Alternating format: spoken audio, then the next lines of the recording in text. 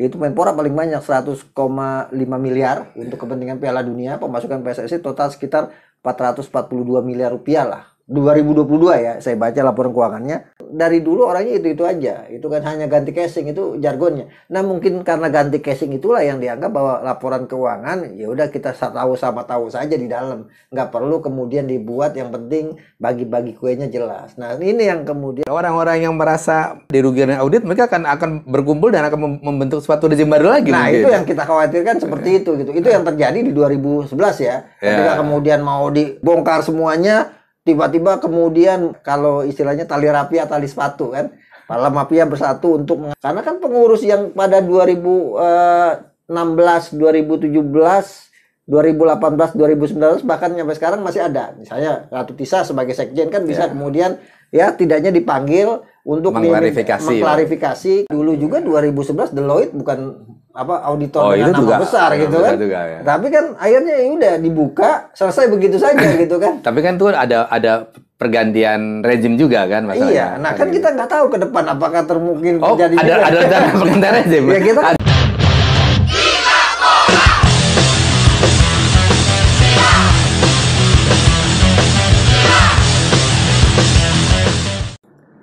Bravo Cocomeo Channel. Jumpa lagi, saya Fatih Habano dan Akmal Marhari. Apa kabar semuanya? Semoga semua dalam keadaan sehat. Ya, mau Akmal, gimana? Sehat? Alhamdulillah sehat. Alhamdulillah. Yang sakit sepak bola Indonesia. Tapi ada kata-kata manis, meskipun kusut, aku masih cinta dengan sepak bola Indonesia. Mantap. Ya, audit PSSI dari Ernst & Young itu sudah mengeluarkan ya katakan sinyal-sinyal kecil lah gitu. Dimana salah satu pemeriksaannya atau auditnya adalah adanya kekurangan data atau tidak lengkapnya secara keuangan, data keuangan di era 2017 hingga 2019. Pada era sebelumnya itu ada salah satu yang di bagian keuangan lah gitu, cerita ke saya bahwa laporan keuangan PSSI dengan laporan keuangan masjid itu lebih rapi laporan keuangan masjid katanya. Iya. Jadi PSSI-nya harus diganti jadi masjid atau berkantor di masjid. Yang beliau nonton, ingat ya pernah cerita ke saya. Gimana nih situasi ini gini? Tadi saya sudah melakukan pengalaman pribadi dan tidak heran. Menurut Akmal sendiri gimana? Ya, saya juga tidak heran ya. Kenapa? Karena memang dari jauh-jauh sebelumnya sejak zaman Nurdin Halid keuangan PSSI itu tidak benar semuanya gitu kan, dan tidak pernah ada pembukuan yang jelas. Apalagi kemudian pergantian pengurus sejak zaman Nurdin Halid sampai kemudian Pak Iwan Bule itu kan tidak selesai masa jabatannya, semua di tengah jalan, terpotong di tengah jalan. Itu salah satu problem yang dihadapi, sehingga kemudian banyak uang-uang yang lari ke sana kemari gitu kan, sehingga tidak bisa dipertanggungjawabkan karena selesainya masa jabatan tidak ada serah terima. Yang ada kemudian pengurusnya dinyatakan mundur atau mengundurkan diri, sehingga kemudian tidak perlu melaporkan laporan keuangan. Artinya ini kan salah satu problem sepak bola kita yang terjadi sejak tahun 2003 sampai saat ini. Dulu misalnya 2011 ketika eranya Pak Johar Arifin, ketika itu bahkan Deloitte juga ingin melakukan audit, tapi belum sempat diaudit, dikudeta pengurus PSSI-nya gitu kan. Akhirnya berganti lagi. Dan ini kan gini, PSSI kita kan dari dulu orangnya itu aja. Itu kan hanya ganti casing, itu jargonnya. Nah, mungkin karena ganti casing itulah yang dianggap bahwa laporan keuangan ya udah kita tahu sama tahu saja di dalam. Nggak perlu kemudian dibuat, yang penting bagi-bagi kuenya jelas. Nah, ini yang kemudian harusnya kita ke depan kita berharap bukan cuma diaudit saja, tapi juga dieksekusi orang-orang yang tidak bertanggung jawab terhadap penggunaan uang. Misalnya nggak perlu misalnya masuk pengadilan atau hukum pidana, ya cukup hukum etika lah gitu kan, tidak boleh lagi berkiprah di sepak bola, kan bisa seperti itu kalau mau dilakukan gitu kan. Sebagai gambaran misalnya ketua umumnya 3 kali berganti, dari Pak Edi Rahmayadi digantikan Pak Edi mundur, digantikan Pak Joko Driono kemudian masuk pesantren, digantikan sama Pak Iwan Budianto. Sekjennya dari dari Ade Wellington kemudian hanya tidak lebih sampai 1 tahun digantikan oleh Ratu Tisa gitu kan. Nah, sampai kemudian selesai diganti lagi sekarang sama Yunus Nusi. Artinya ada pergantian 3 ketua umum PSSI. Artinya bisa jadi itu yang kemudian membuat berkas-berkas atau hardware, laporan-laporan yang bersifat hardware itu hilang semua, gitu kan? Atau itu kalau husnuzon ya dihilangkan kan gitu.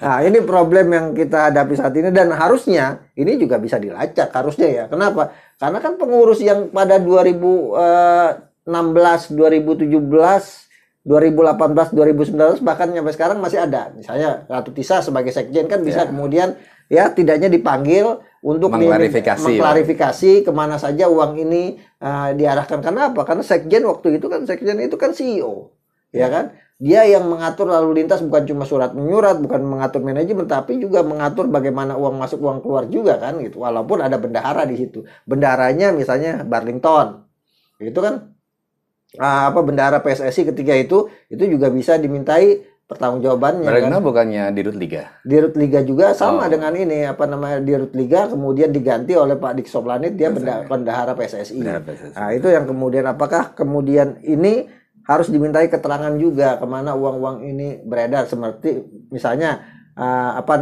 sekjen kan pasti tahu dong, karena bagaimanapun ada laporan yang tertulis yang pasti dibuat oleh sekjen PSSI terkait bagaimana uang masuk uang keluar dan sebagainya. Nah, ini kan sekarang sekjennya jadi wakil ketua umum PSSI udah tinggal gampang aja tanya aja di dalam gitu kan.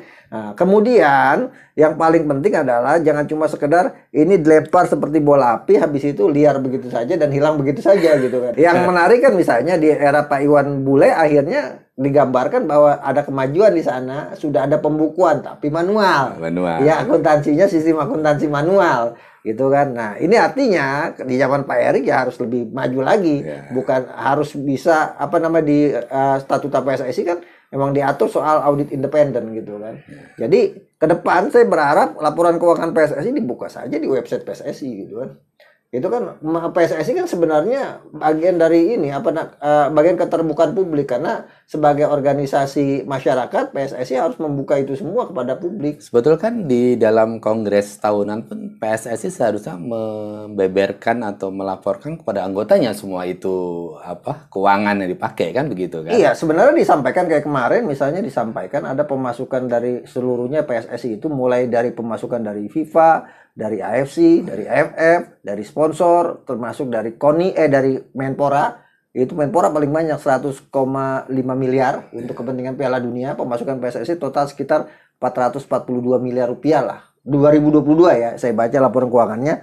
Pengeluarannya ya sekitar 300 sekian miliar rupiah, masih ada uang saldonya sekitar 20 miliar. Cuma permasalahannya itu uangnya ada atau cuma sekedar tulisan, kan banyak uang-uang yang masih di luar piutang dan sebagainya gitu kan. Ya, karena itu kan hanya sebuah laporan ya. Betul. Kalau di audit kan harus ada supporting dokumennya kan. Betul. Kalau misalnya dapat uang, dapat dari mana? Betul. Ada kwitansinya tidak. Jangan-jangan laporan yang dibuat oleh orang-orang di PSSI gitu. Laporan sebenarnya duitnya sudah tidak ada. Ya kan, tapi tetap dibuat saja sebagai bentuk seolah-olah ada lebihnya. Sementara pengurus PSSI baru masuk bingung duitnya tidak ada ternyata. Itu kan yang terjadi gitu. Sebagai contoh misalnya dari tahun 2016 sampai tahun 2019 gitu kan. Sampai tahun ini misalnya kemarin 2022 itu pemasukan PSSI dari FIFA saja itu sebesar 8.445.000 dolar. Atau sekitar 125 miliar, ya kan? Pertanyaannya selama kurun itu? Iya, 2016 dari zamannya Pak Edi Rahmayadi sampai Pak Iwan Bule kemarin, pemasukan uang dari FIFA itu segitu, 8.445.000 US dollar, sekitar 125 miliar. Uangnya kemana? Nah, ini kan perlu dilacak juga kan. Kalau kemudian negara-negara lain nih yang mendapat bantuan paling banyak seperti misalnya Kamboja, kemudian Filipina. Mereka jelas hasilnya apa. Kalau tidak kantor PSSI-nya, mereka bikin training camp. Ya, ada wujudnya, bisa dilihat. Nah, kita wujudnya kemana? Bantuan itu. Nah, ini penting nih. Untuk kemudian dibuka sekalian gitu kan. Sehingga kemudian masyarakat tahu ternyata ada penyelewengan uang. Yang harusnya kita sudah punya training center, tapi diselewengkan uangnya. Siapa yang menyelewengkan harus bertanggung jawab. Nah, kalau misalnya dia masih menjadi pengurus PSSI atau di luar masih aktif di sepak bola, kan bisa diberikan hukuman oleh Komite Etik PSSI, ya kan? Ada untuk misalnya hukuman dinyatakan tidak boleh aktif di sepak bola karena melanggar kode etik PSSI, ya, penyelewengan gitu kan. Yang paling penting sekarang bukan cuma sekedar dipublikasi, tapi dieksekusi dan diberikan punish and reward terhadap orang-orang yang bermasalah di sepak bola kita. Jangan sampai kemudian cuma diumumkan, akhirnya yang bermasalah tetap ada di dalam. Yang ketiga, yang paling penting saat ini adalah selain soal audit keuangan, jangan lagi ada orang yang rangkap jabatan sampai 4-5 jabatan gitu kan. Karena itu potensi membuat penyalahgunaan wewenang dan penyalahgunaan uang pun akan jadi besar. Bagaimana hasil audit ini yang harus kita tunggu adalah eksekusinya gitu kan. Bukan cuma sekedar dilempar seolah-olah selesai tapi sebenarnya tidak selesai, cuma sekedar dibuka sedikit-sedikit saja. Ini kan yang biasa di negara kita gitu kan. Ada kasus apa kayak kemarin misalnya ada penggunaan uang, penggelapan uang 300 triliun. Hanya dibegitu ya, akhirnya tetap aja uangnya hilang juga gitu. Ya, tapi ini kan melibatkan auditor yang tingkat dunia ya. Namanya Ernst & Young ini kan bagus gitu kan. Jadi mudah-mudahan seperti yang Akmal tadi bilang harus dibuka semuanya dan ada tindak lanjut. Jadi jangan nama Ernst & Young ini tidak. Ya, tapi ingat juga dulu juga 2011 Deloitte bukan auditor dengan nama juga besar gitu kan. Juga, ya. Tapi kan akhirnya ya udah dibuka, selesai begitu saja gitu kan. Tapi kan tuh ada pergantian rezim juga kan masalahnya. Iya, nah kan kita nggak tahu ke depan apakah mungkin terjadi ada pergantian rezim. Ya kita kan nggak tahu gitu. Karena di dalam hidup ini di Indonesia itu hanya ada 4 yang tidak bisa ditebak oleh manusia, hanya Tuhan yang tahu kan. Apa tuh? Umur, rezeki, jodoh, sepak bola Indonesia. Jadi kita tidak bisa tebak kapan kemudian sepak bola Indonesia berganti wujud, kita juga nggak tahu gitu kan. Jadi kalau ada pemikiran seperti itu, berarti kalau misalnya ada audit yang gitu, orang-orang yang merasa dirugikan audit, mereka akan berkumpul dan akan membentuk suatu rezim baru lagi. Nah, mungkin. Itu yang kita khawatirkan seperti itu gitu. Itu yang terjadi di 2011 ya. Ketika kemudian mau dibongkar semuanya, tiba-tiba kemudian kalau istilahnya tali rapia tali sepatu kan. Para mafia bersatu untuk mengamankan posisi mereka saat itu gitu kan. Kemudian akhirnya menggunakan tenaga orang lain, naboknya di tangan, terjadilah kemudian kudeta tidak berdarah. Dan itu sebenarnya juga terjadi di eranya Pak Edi Rahmayadi gitu kan. Kudeta tidak berdarah juga gitu kan. Sehingga Pak Edi Rahmayadi kan dalam beberapa kesempatan, bahkan saya dalam sebuah kesempatan di Mata Najwa waktu itu sampai dipukul perut saya kan. Ngurus PSSI itu susah, sampai sekarang nggak ada duitnya, kita susah nyari duit. Sampai kan begitu kan. Tapi ternyata duitnya banyak, Pak Edi Rahmayadi nggak tahu gitu. Ternyata ada bantuan FIFA yang diberikan kan setiap tahunnya. Nah, kita nggak tahu. Misalnya sebagai contoh nih, perlu diaudit juga misalnya bukan cuma dalam bentuk uang ya. Sebenarnya yang tangible and intangible asset kan harus diaudit kan. Itu kan penting kan. Tangible dan intangible. Nah, seperti misalnya kita dulu punya menggunakan dana Goal Project FIFA untuk membangun lapangan latihan tim nasional di Sawangan. Nah, ini juga harus diaudit dong. Sawangan milik siapa sekarang? Iya, artinya berapa tahun Sawangan itu, jangan sampai kemudian udah dibangun, udah selesai pakai uang PSSI, tapi PSSI tidak bisa menggunakan gitu kan. Padahal kontraknya misalnya ternyata dikontrak 25 tahun. Nah, harusnya sampai sekarang pengelolaannya harus jadi milik PSSI. Gitu kan. Nah, ini juga harus diaudit, harus clear. Jadi bukan cuma sekedar audit uang, tangible asset, intangible assetnya juga harus diaudit sehingga kemudian jelas ada aset-aset mana saja yang dimiliki PSSI dalam bentuk tangible, intangible asset. Nah, masih bisa digunakan atau enggak? Jangan-jangan PSSI sebenarnya udah punya kantor gitu. Karena tidak terlacak aja. Iya, cuma tidak terlacak aja gitu. Karena intangible itu. Nah, ini problem sepak bola kita yang benar-benar memang harus serius dibenahinya gitu. Emang kalau bicara sepak bola seru dan tidak ada habis-habisnya. Betul. Karena selalu ada berita-berita baru yang membuat kita kaget. Tujuan kita mengawasi adalah supaya PSSI kita ini tetap bisa berjaya dan sesuai jalannya dengan koridor-koridor yang telah ditentukan. Ya, yang benar kita dukung.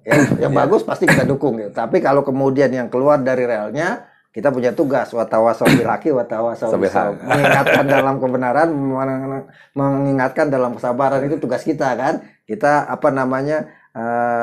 kalau kita ingin sepak bola kita sehat, ya kita semua juga harus terlibat walaupun dalam bentuk dengan cara yang lain kan. Karena orang terlibat dalam kegiatan misalnya ada 3. Kalau kamu ngelihat kemungkaran, maka lakukan perubahan dengan apa? Misalnya dengan kekuasaan. Kita nggak punya kekuasaan, Pak Pati. Iya kan? Kita nggak ada di PSSI. Dengan apa? Dengan apa namanya perbuatan gitu kan? Kalau kekuasaan nggak punya dengan perbuatan bisa nggak kita lakukan? Kalau nggak bisa dengan kata-kata lisan gitu.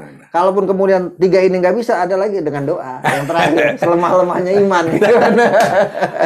Tapi apa juga bahwa keputusan untuk mengaudit adalah langkah yang tepat betul. Karena untuk lebih jelas dan clear. Dan kita dukung untuk dibuka setransparan-transparannya ini audit. Tapi lebih tepat lagi kalau implementasinya dilaksanakan, tidak hanya sekedar hanya heboh-heboh di awal. Betul, itu yang kita tunggu. Karena pengalaman tahun 2011 Deloitte pun auditor itu juga akhirnya tidak bisa apa-apa karena berganti rezim. Mudah-mudahan ini sebelum ganti rezim sudah terbuka semua kan, betul. Atau bahkan ya selesai sampai masa baktinya. Betul.